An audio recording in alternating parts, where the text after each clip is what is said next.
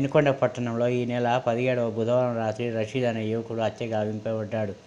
ఈ సంఘటనలో ప్రధాన నిందితుడు జిలానీను అదే రోజు అరెస్ట్ చేసి కోర్టులో హాజరుపరిచామని పోలీసులు తెలిపారు. ఇదే కేసులో మరో 6 నిందితులను గురువారం అరెస్ట్ చేసి జడ్జి ముందు హాజరుపరచనున్నట్లు చెప్పారు. ఈ కేసులో ఇంకా పలువురిని అరెస్ట్ చేయవలసి ఉందని సిఐ సాంబశివరావు తెలిపారు. అందరికీ నమస్కారం. ఈ నెల 17వ తేదీన అంటే తొలి ఏకాదశి పండుగ రోజున రాత్రి సుమారు 8 గంటల సమయంలో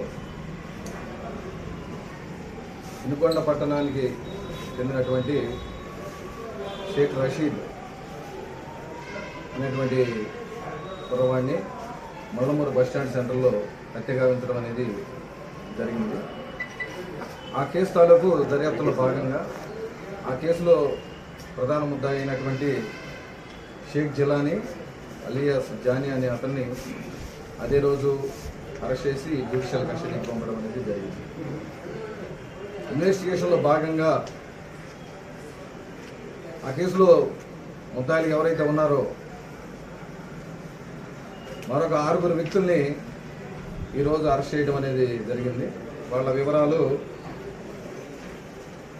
నర్సరావుపేటలో బరంపేట ఏరియాకి చెందినటువంటి పఠాన్ అబూబరక్ సిద్దిక్ అలియాస్ సిద్దు, అదేవిధంగా వినుకొండ పట్టణంలో సేతయ్య నగర్కి చెందినటువంటి కొమ్ము వెంకట సాయి అలియాస్ సాయి, అదేవిధంగా వినుకొండ పట్టణంలో నిమ్మలబావి సెంటర్కి చెందినటువంటి కొమ్ము ఏడుకొండలు అలియాస్ కొండ,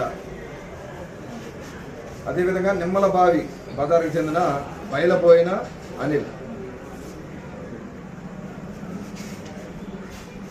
జేపంగుళూరు మండలం ప్రకాశం జిల్లా అక్కడ తక్కిళ్ళపాడు గ్రామానికి చెందినటువంటి పాలపర్తి సుమంత్, అదేవిధంగా వినుకొండలో ఇస్లాంపేట మొదటి లైన్కి చెందినటువంటి షేక్ రోహిత్ అలియాస్ షోహెల్, వీళ్ళ 6 కూడా ఈరోజు అరెస్ట్ చేసి జ్యుడిషియల్ కస్టడీకి పంపడం అనేది జరుగుతుంది.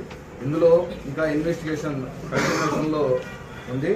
మిగతా రిమైనింగ్ ఎక్యూజ్డ్ ఎవరైతే ఉన్నారో వాళ్ళ కోసం కూడా టీమ్స్ గౌరవ ఎస్పీ గారు, అదేవిధంగా మా సబ్ డివిజనల్ పోలీస్ అధికారి గారు కూడా వాళ్ళ పర్యవేక్షణలో టీమ్స్ అన్నీ కూడా వాళ్ళ కోసం గాలిస్తూ ఉన్నాయి. అతి త్వరలోనే వాళ్ళను కూడా అరెస్ట్ చేసి జ్యుడిషియల్ కస్టడీకి పంపడం అనేది జరుగుతుంది.